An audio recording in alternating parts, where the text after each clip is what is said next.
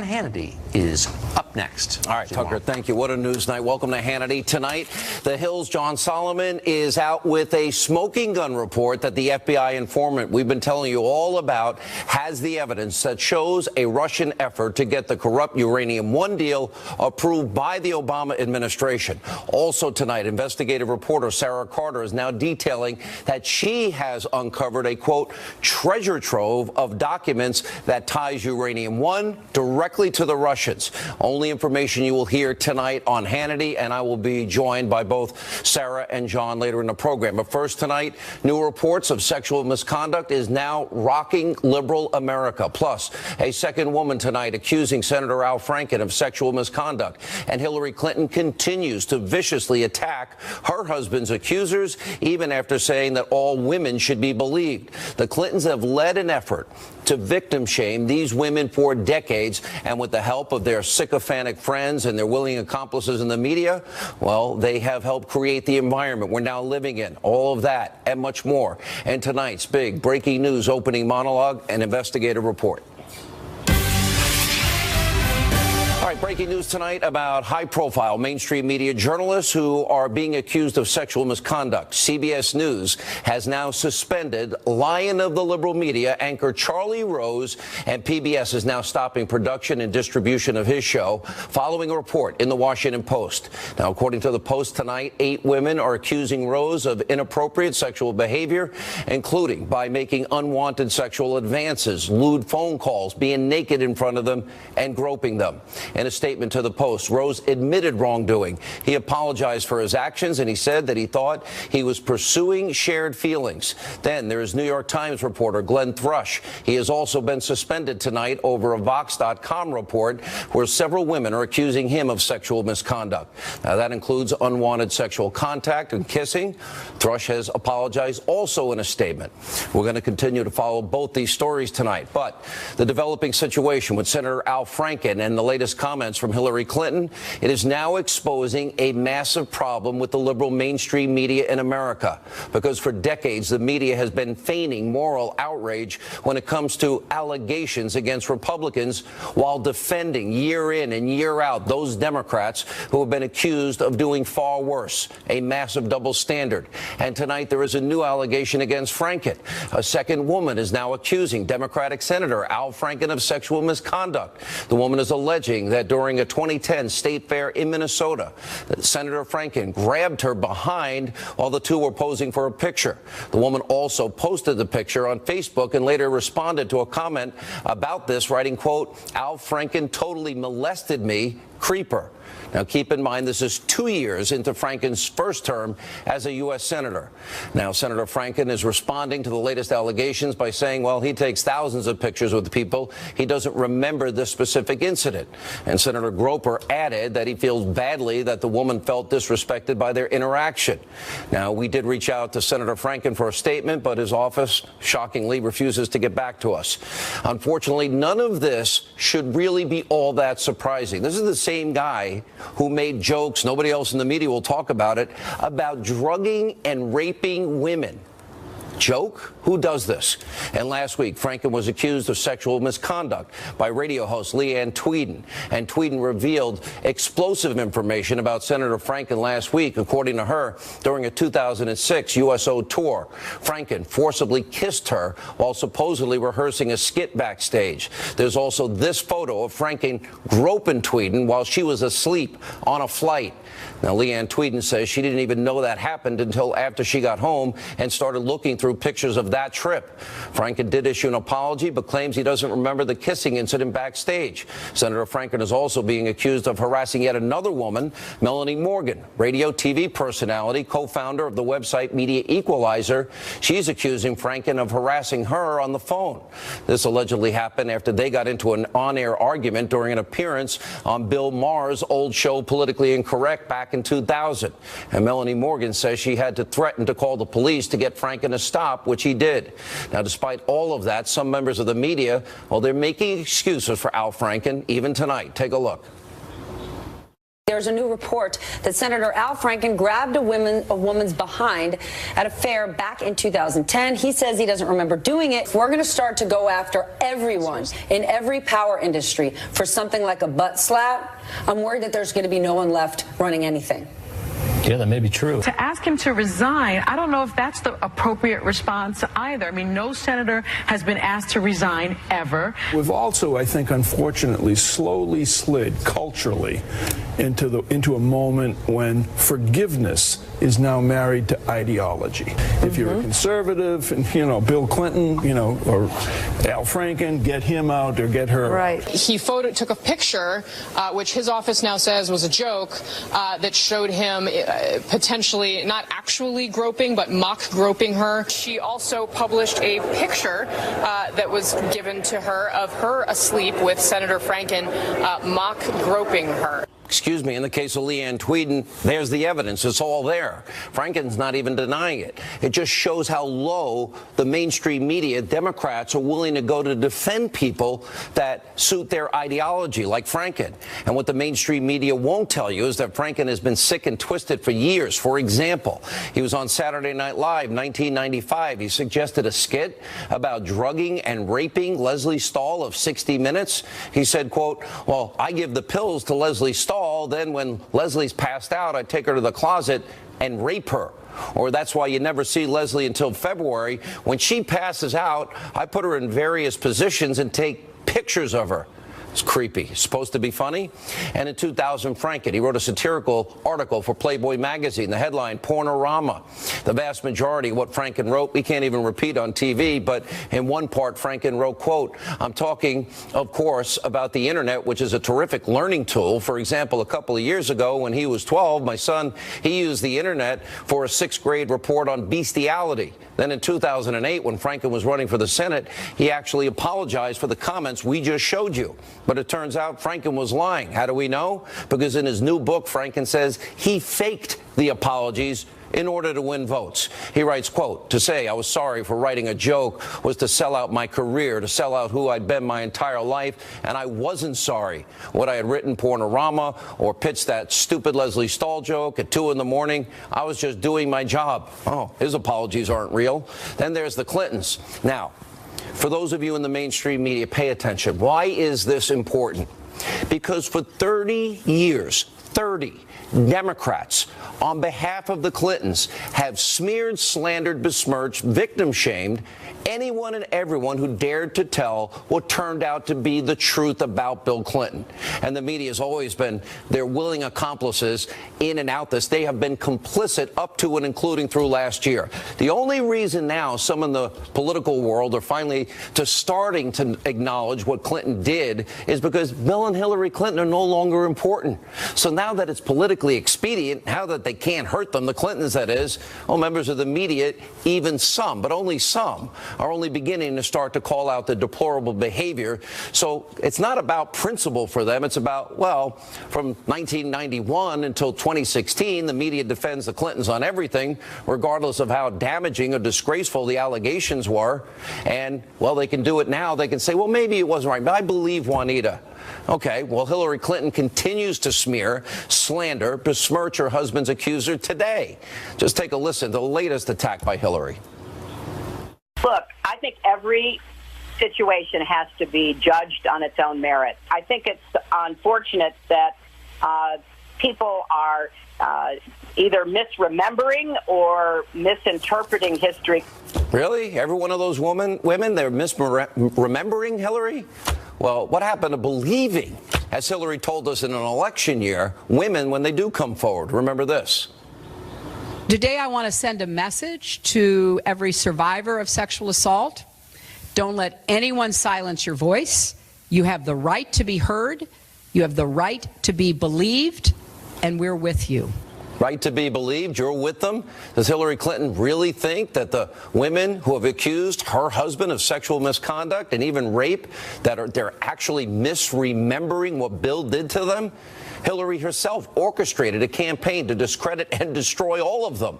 And here's what the media said about the Clintons' accusers just last year during the election. Take a look.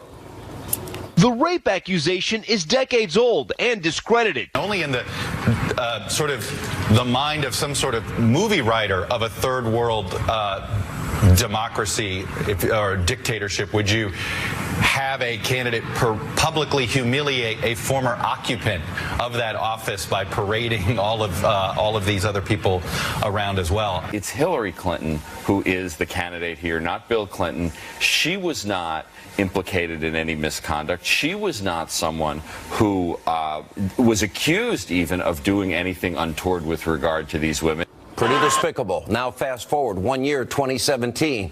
Despite this come-to-Jesus moment from some on the left, well, some are still today Clinton sympathizers in the press and the Democratic Party. They'll never give it up. Watch this.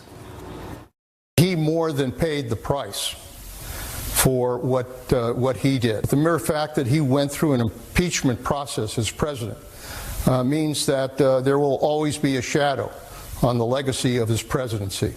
So at least from my point of view, I think he's more than paid the price. He didn't get away with anything. Okay? He was investigated, he was litigated, he was impeached.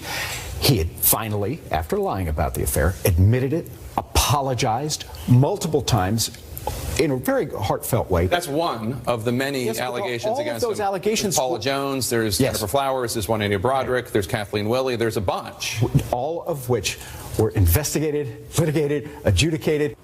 Oh, we got a new left-wing talking point that Bill Clinton paid the price for his sins.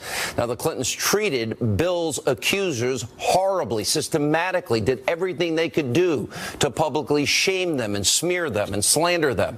In '92, during the presidential primaries, Jennifer Flowers revealed she had a 12-year affair with Bill Clinton. The Clinton campaign, remember, they had a war room, bimbo eruptions. They sprung into action, all to attack Flowers. And then Bill and Hillary, they show up on 60 Minutes. They deny the charges and went after Flowers' character. And the media, they never took it seriously. How do we know? Take a look at this clip from the documentary, The War Room. It shows how the press, the liberal media in this country, actually reacted to a question during that Flowers press conference. Watch them laugh. Did the governor at any time tell you on the telephone to just tell the truth about what happened? He told me to just deny it. The governor couldn't use a condom? Cheese it.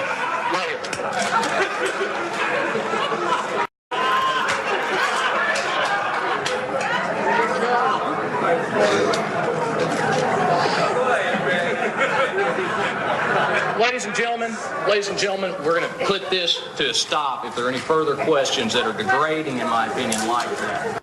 That's the media laughing. What did they find so funny? Now, to further smear Flowers, Hillary told Vanity Fair the following. Well, if we've been in front of a jury, I'd say, Miss Flowers, isn't it true you were asked by the AP in June of 1990 and you said no? Weren't you asked by the Arkansas Democrat and you said no? I mean, I would crucify her. Really, Hillary? Crucify her? What happened to believing her? Women have a right to be believed. Then in Carl Bernstein's book about Hillary's, well, he writes that Clinton would refer to Jennifer Flowers as trailer trash. Bill Clinton later admitted to having a sexual relationship with Flowers, and he admitted it only when he was under oath. Next up, Paula Jones. She accused Bill Clinton of exposing himself in a hotel room, and after filing a lawsuit against him, well, Clinton ended up paying Jones $850,000 with an out-of-court settlement. And in a related case, Clinton lost his law license in Arkansas for 5 years. The Clinton machine also went vicious after Jones, according to the New York Times and fake news CNN and other outlets. Longtime Clinton ally, CNN pundit for a while, James Carville. Remember, infamously said this about Jones: if you drag a $100 bill through a trailer park, you never know what you'll find. And Carville also slammed Jones by saying she only sued Clinton because of money. Then, of course, there's Monica Lewinsky, the White House intern, that had an affair with Bill Clinton. And just like the other accusers, well, Hillary had a nasty nickname for Lewinsky. According to a journal entry that was made public, Hillary's friend, Diane Blair, said Hillary called Lewinsky a, quote, narcissistic Looney Tune. Then you have Kathleen Willey. She accused Bill Clinton in the Oval Office of groping and grabbing and fondling and touching and kissing her, all against her will, while she was a volunteer at the White House. Willie later said that Hillary enabled her husband's predatory behavior. And, of course, we can't forget Juanita Broderick. She alleged that Bill Clinton raped her in 1978. Broderick also describes an encounter where Hillary tried to silence her. Well, that's who the Clintons are, who they've always been. What they did to these women is reprehensible. Clinton's 1992 presidential campaign came up with the term bimbo eruptions to describe the women who came forward and made accusations against Bill. Now, George Stephanopoulos wrote in his memoir that in 91, Hillary said, quote, "We have to destroy her," when describing one of Bill's accusers. And speaking of George, well, watch how he handled one person who threatened to leak information about Bill Clinton to the press. Watch this. What is names, address? I can send you a fax with names, addresses, phone numbers of who you had an affair with. It wouldn't make it true. It is completely. If you went on the radio and said that Bill Clinton is the father of an illegitimate black child, you would be laughed at. People would think you're crazy. I guarantee you that if you do this, you'll never work in Democratic politics again. Maybe you don't want to. I'm not saying it matters. You will be embarrassed before the National Press Corps. People will think, nobody will believe you, and people will think you're scummy. The alternative is you don't do it. It causes you some temporary pain with people who tomorrow aren't going to matter. And you have a campaign that understands that in a difficult time, you did something right. And, you know, that's important. I mean, it doesn't mean anything, or we can't do anything for you specifically or anything like that, but you know that you did the right thing. Yeah, Good Morning America. You'll never work again. You'll be embarrassed and blah, blah, blah. This is who the Clintons are. This is who they've been for 30 years. They're allies in the Democratic Party. They're friends in the media. They knew it. They did everything they could to cover it up and completely trash Bill's accusers up to and including last year's election. Is that inexcusable? Media also never reported that Hillary and her family foundation, I talked about it a lot last year, took tens of millions of dollars from countries that abuse women, kill gays and lesbians, persecute Christians and Jews, which is horrible. She took all that money. The Clintons literally, by taking it, endorsed that repressive behavior. They bought her silence, and the media, of course, all last year, they gave them a free pass. Now, so while it's nice to see that some on the left and in the media, well, now that the Clintons have no power, are only starting to admit how horrible the Clintons were to Bill's accusers, I argue it's a little too late. Here with reaction, CRTV host Michelle Malkin, former deputy assistant to the president, Fox News national security strategist Sebastian Gorka. I want to be very clear, Michelle. Nobody has a monopoly. There are horrible Republicans out there, horrible people in general. That's not what I'm describing here. I am describing systematically, because of politics, the Clintons were protected by the media, and they went out and just abused these women again and again and smeared them to death, even up to and including through the election last year. That's right, Sean, and this is not ancient history. You're going to have all of these liberal wheedlers out there asking, oh, why is Sean Hannity and Michelle Malkin and Sebastian Gorka talking about Bill Clinton? It's because so much of the mess that we're in now is a result and legacy of the Clinton victim smear machine. These two are the godparents, Hillary and Bill Clinton, the godparents of victim-shaming smear tactics. And now we've got this case where you've got all of these liberal media journalists who are tying themselves in yoga knots to try and reconcile their own roles and their own culpability in enabling the Clinton smears against all of his accusers and victims with the left-wing feminist ideology of believing all women. And now what we know, of course, is it's not revelation. It's merely confirmation, Sean, that the idea that we should believe all women has an exception. Really, the rules for Radicals 2017 has always been that you should believe all women except when they are accusing liberal Democratic men and liberal Hollywood weirdos. There's a second corollary to that unwritten rule that is now being exploded and exposed for the farce that it is. And that second corollary is this, Sean, and Dr. Gorka, it's this, that all women must be respected, unless, of course, they are female Republicans, conservatives, pro-lifers, stay-at-home moms, and gun owners. I have lived this for the past 25 years in public life, along with all of the women who have been smeared by leftists in the media and in the Democrat Party. We're always treated as less than women, as less than human. And when we have called out the misogyny and the hypocrisy and the double standards of the left, we get attacked even more. The hypocrisy and double standards are thicker than Thanksgiving gravy. All right, Dr. Gorka. Wow, I don't know how I follow that. Michelle's absolutely right, but let me expand the optic here. There's the issue of the absolute double standards on the left. So now, 30 years later, they find morality. So it's okay if Al Franken admits to it, then it just disappears as an issue. You look at Bob Menendez, Senator Menendez. We're not going to cover that story, but we don't have the proof on Judge Moore, and he's the problem. So number one, Sean, it's the unbelievable level of double standards. But the second thing is, beyond that, it's what Cheryl Atkinson has written about in her book Smear. It's the persistent smear tactics, just making stuff up because it's politically expedient to your friends. How is it that you have all these individuals who are supposed to be journalists, but they literally manufacture stories out of nothing to attack the president? Sometimes it's trivial. You remember recently the fish feeding event in Japan, right? Where they crop out that the president is actually doing exactly what his host did before. Why? Because it's expedient to make the president look bad. Or it gets far more serious. CNN is going to say that James Comey is going to counter everything the president said about the FBI investigating him or not. It goes on and on and on because it's all about politics. It's never about the truth, Sean. It's never just about journalism. All right, Dr. Gorka, we're going to keep Michelle, so I want to give you one more quick question here. What happens? How do you ascertain? Charlie Rose is admitting it. Franken, we have the picture. Some cases you have evidence. Clinton's over time were revealed that these things had happened. What do you do when it is he said, she said? How do people ascertain the difference in an environment where allegations are flying? Some people deny them, say it didn't happen. It's all about two things. The credibility of the source. Is the individual credible, and can it be corroborated? The big problem we have today, Sean, is we don't have investigative journalists anymore. The people like Sarah Carter, they are so rare today.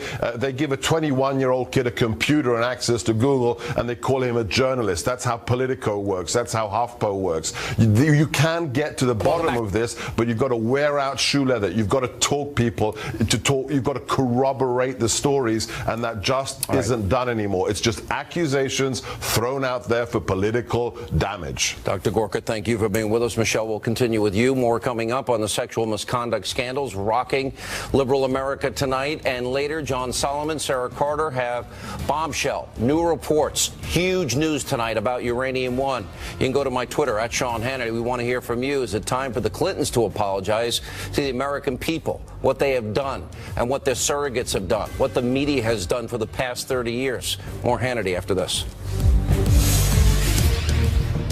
Welcome back to Hannity. New allegations all across the media tonight. Sexual misconduct. Joining us now with more reaction, Fox News legal analyst Greg Jarrett, trial attorney Rebecca Rose Woodland, and we continue with CRTV host Michelle Malkin. You know, in some cases you've got evidence. In some cases you have apologies and admissions. In some cases you have he said, she said. Look, take the Franken case, that picture, for example.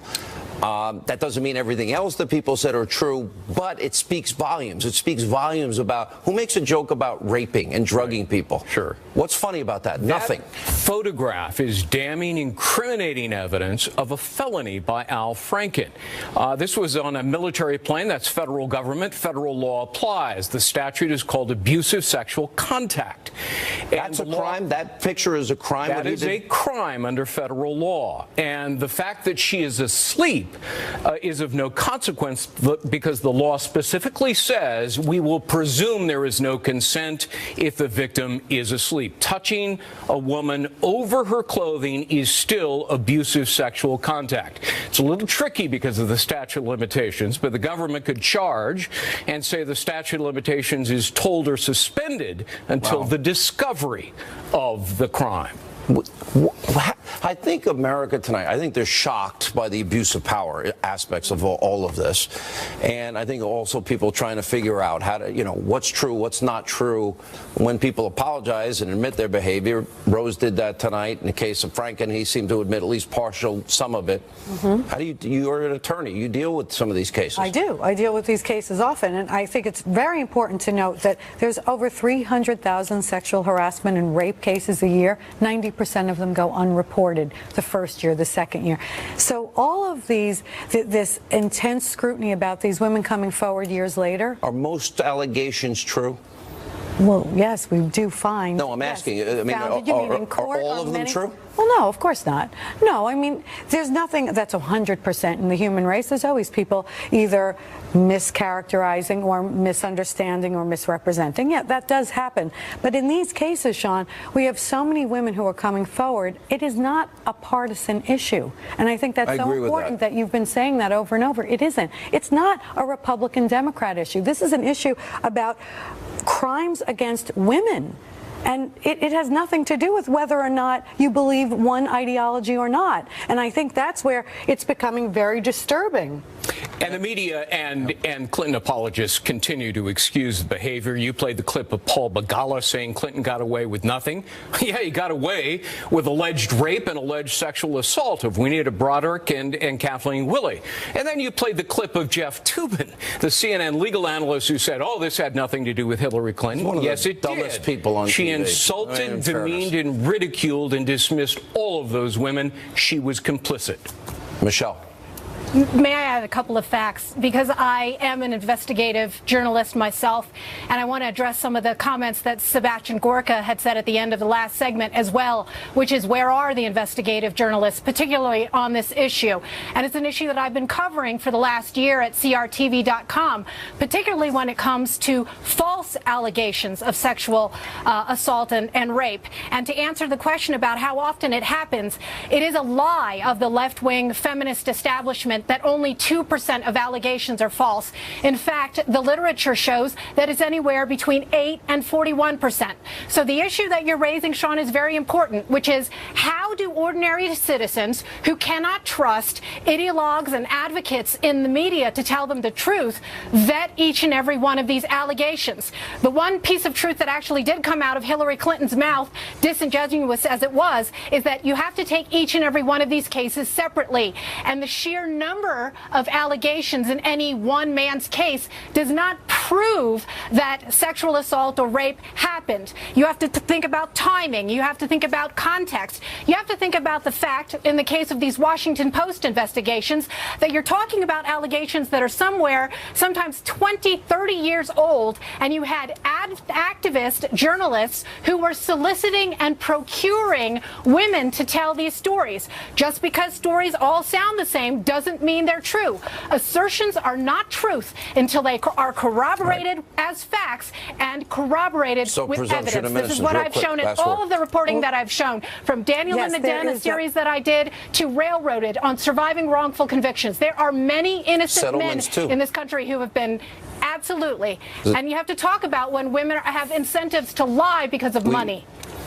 Well, I mean, yes, that is true. There are people who mischaracterize or lie, straight out lie. But I think in these situations, we have a lot of corroboration. We also have a lot of the men admitting these things have happened. So once you have an admission, we're in a whole different situation. Very much. All right. Yes. Thank you all. Great insight from all of you. When we come back, you're going to explosive report. John Solomon, Sarah Carter, they have just released a new bombshell report about Uranium One. They will break it here. Later, we'll also talk with Newt Gingrich. Busy news night on Hannity.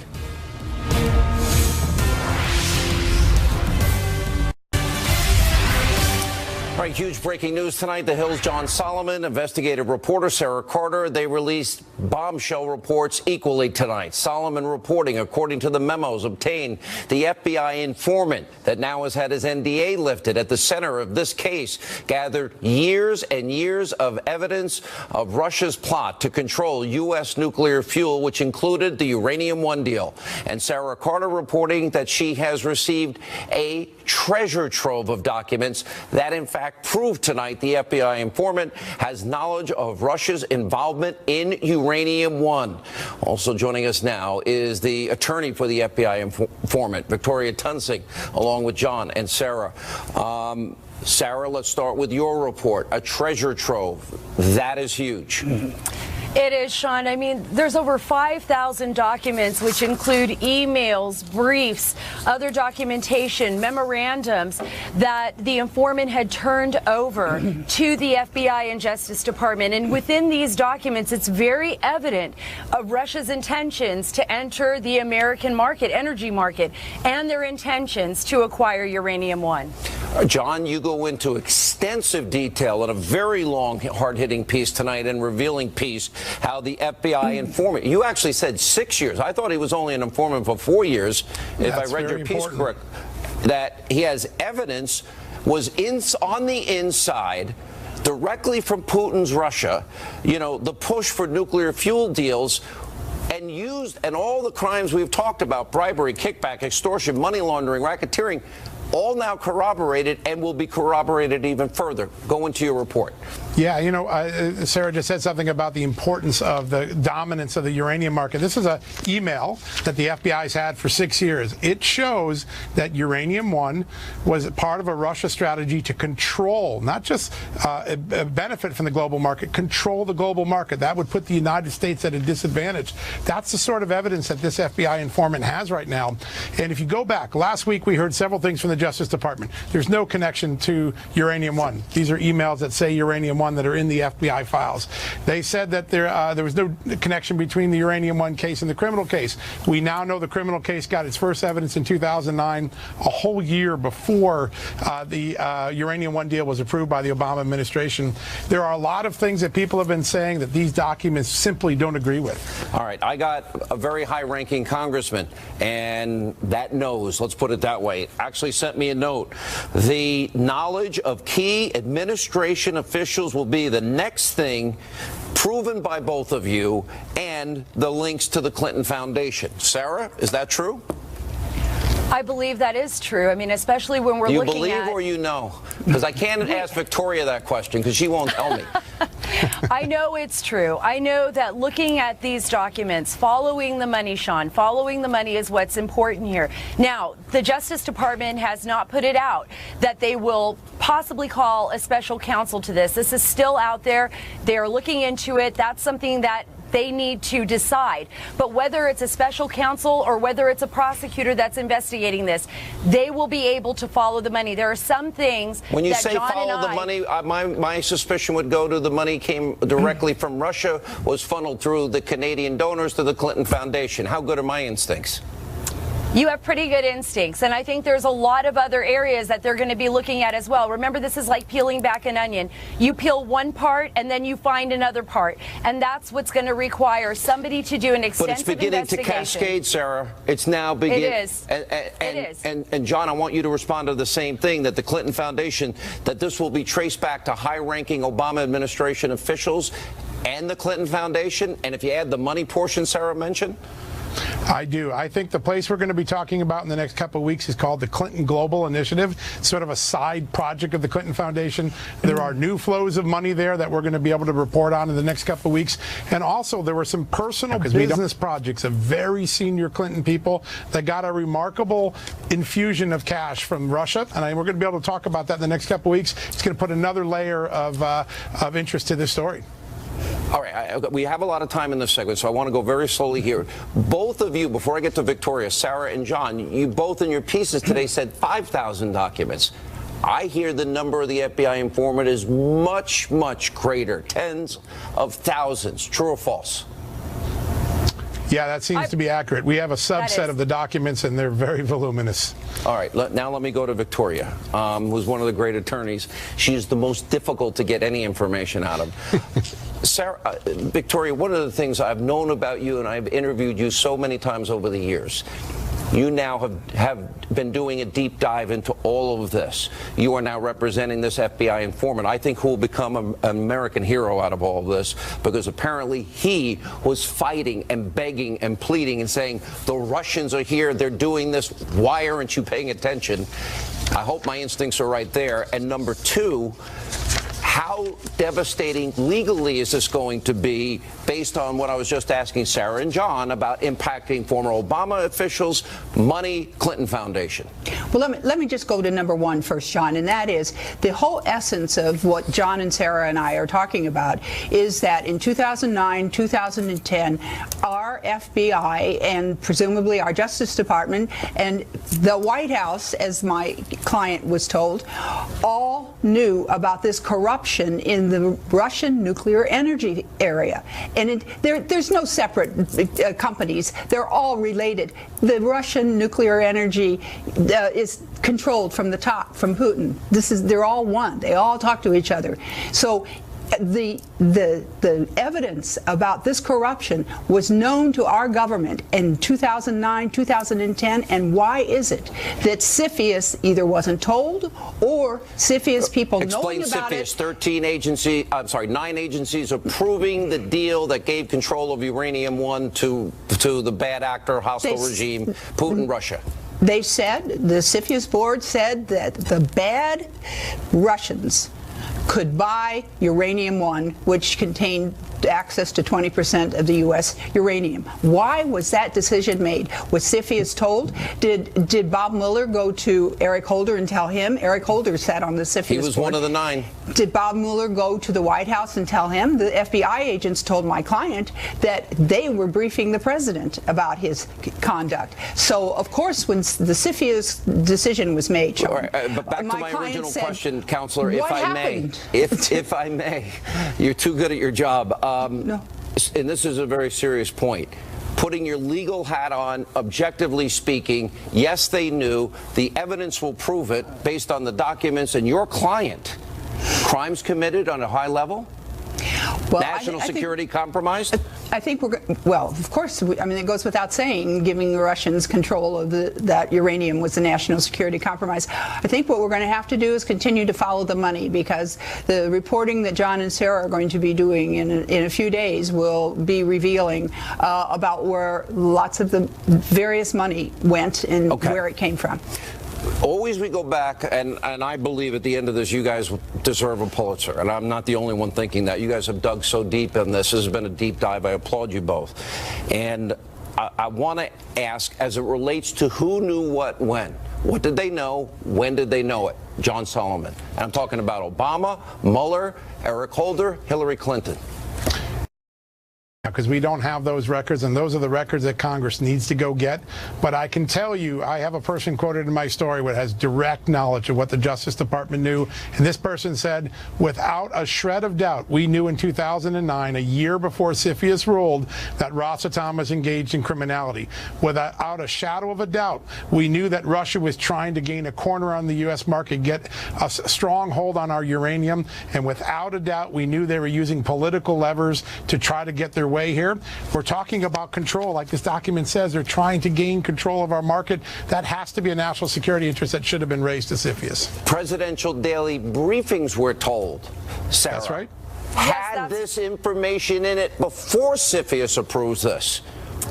Sean, that's what we need to find out. We need to see those presidential daily briefings. Congress can get those. They will be able to know whether or not President Obama was briefed on this. And according to a number of people that I've spoken with as well, he was. So I think that will reveal a whole other layer of who knew what, where, and when.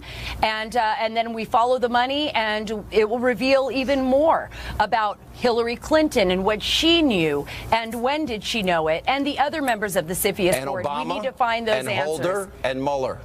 John, that's right. Real quick, we're running out of time. Yeah, listen, I think even Sessions and Rosenstein have questions to answer. There's people in Congress who don't think they've gotten a straight answer from them. All right, Victoria, we get the last word from you. Laws broken. Well, of course. You are so good at your job. You're so annoyingly good. The American people deserve the truth on this. Our security was compromised. We import uranium because we don't have enough. Newt Gingrich will weigh in on this and more things, and about the Clintons. Are they facing their day of reckoning? And a big announcement at the end of the show.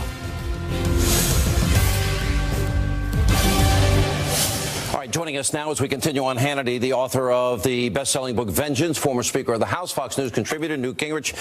You know, you have this incredible perspective, because I'm making an argument tonight that 30 years of the Clintons and 30 years of smearing and slandering those women, now the reckoning of the Clintons coming. All right, so they came on the national scene in 1990, 1991. And now the Clintons can't do anything for the Democrats anymore. You know, as I'm looking at them as a party, I'm saying, when is the day of reckoning? She took all this money from countries that abuse women, kill gays and lesbians, and persecute Christians and Jews. It's kind of insulting to one's intelligence, isn't it? Well, look, I think we're at a very important turning point for American culture.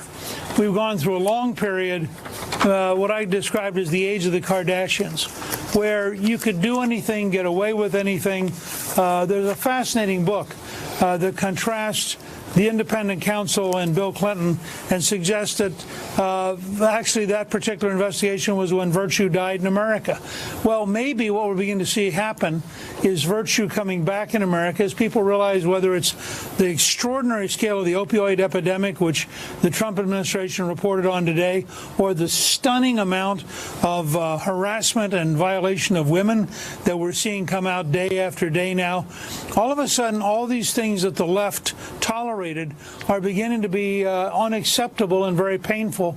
And that may lead the country, not just Republicans, not just conservatives, but the country to have a really serious conversation about what are the standards we want going forward. How do we ever ascertain truth, he said, she said? It becomes very difficult if you believe in the presumption of innocence. Well, there are two different things here. First of all, you do have the tendency for hysteria and a lynch mob attitude. So anybody can say anything about the last 40 years, and there's an automatic presumption of guilt. That's got to be washed away. I mean, we've got to go back to the principle, you're innocent until proven guilty. And we've seen cases, as you know, the Duke University, I think it was their lacrosse Duke team. Lacrosse, yeah. Was totally smeared and it turned out to be totally false. There've been a whole series of these kind of cases. So I do think in that sense we got to go back to the core principle that you are innocent until proven guilty. On the other hand, I also think you've got to recognize that one of the purposes of Congress is to undertake investigations almost like a grand jury. I mean, the things that are coming out now, for example, about the whole Uranium One case and all the pieces that surround that, and I say to myself, where's the congressional hearing that week after week, month after month, simply strips away the lies and gets the facts back up so the American people can see what really happened? The new development tonight, and I know you've read this article, is that you had an FBI informant in there, may have been there as long now as 6 years, we're discovering. Thousands of pages of documents available, and that, in fact, they knew that Vladimir Putin had purposely set out with agents involved in criminal activity, bribes, extortion, money laundering, kickbacks, racketeering, that we had an informant that knew all this was happening, was reporting back to the FBI, and apparently was even in Obama's presidential daily briefing. This is before CFIUS ended up giving the 9 department approval, including Hillary's state and Eric Holder's justice, and allowed this deal to go through, which on the surface never made sense. 20% of America's uranium in the hands of a bad actor, a hostile regime, Putin and Russia. But let me say, first of all, they have done the most thorough, most systematic work on this. And if you take their work and that of Peter Schweitzer, who's written the book Clinton Cash, between them, They've done more to educate the country than all the congressional hearings, all the stuff being done at the Justice Department.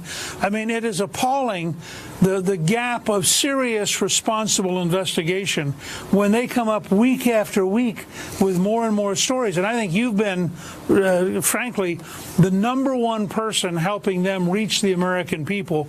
And without your support of their work, they would still be basically totally unknown. But they ought to get a Pulitzer Prize for the level of investigative research they're now doing. You know, last question. So the president, while he's in China, gets these 4 or 3 UCLA basketball players out.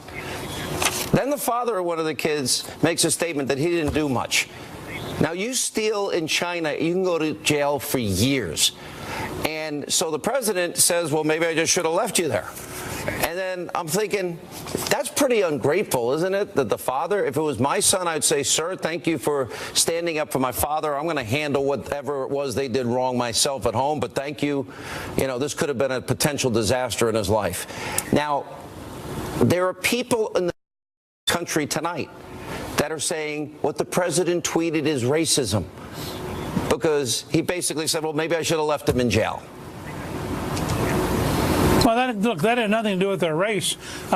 First of all, I think it's a sad commentary on what's happened to America when a father being told that his son was shoplifting in China isn't really angry at his son.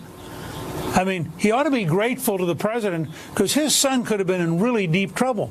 And second, if you're a UCLA basketball player, you're at a great university, you have a great future, what are you doing shoplifting? I think the people should be pretty irritated that these guys who have a privileged life, have a privileged future, have the chance for a multi-million-dollar career in the NBA, are out here, you know, embarrassing America, looking stupid, and doing something that's totally dumb. And I'm embarrassed for that father, that he didn't have the decency to say, thank you, Mr. President, I got to talk to my kid. He clearly didn't quite certainly get things across to him. I just think this is a sign of what's sick about America, that people don't take responsibility, they don't take accountability. Now, probably Trump shouldn't have said I should have left him in jail. What he ought to say is, I wish that father had been there in jail. Let the kids come home. It's the father who's being ungrateful, thank you, not the kids. How about simple? Just thank you, sir, for what you did for my son. I'll take care of the stupidity of what he might have been involved in. Simple. All right, Mr. Speaker, good to see you. Thank you for being with us. And when we come back, a big announcement about a Hannity investigation. Let me put it this way. If you've been covering for the Clintons, you're not going to like this. Straight ahead. All right, welcome back to Hannity. Before we go, tomorrow night, you don't want to miss this show. We will be exposing the biggest enablers, 30 years of Bill Clinton's predatory behavior. We're going to name names, something you'll only see right here on this show. Now, unfortunately, that's all the time we have left this evening. We make a promise to you. We will never be the mainstream, left-wing, fake news, destroy Trump media. We hope you'll set your DVR so you never miss an episode of Hannity. Now, I see in Washington, oh, Laura Ingraham is standing by. Hello? I'm giving you 5 extra seconds. Oh, aren't you generous? Is this the giving spirit from Thanksgiving from you? Oh, at least I don't get a turkey thrown at me. Excellent. A turkey. I'm going to give people advice on my radio show tomorrow how to deal with their psycho, Hillary-supporting Antifa, Occupy relatives. Oh, no. No, Sean, I'm going to tune in. So it's good to see you. And thanks for another great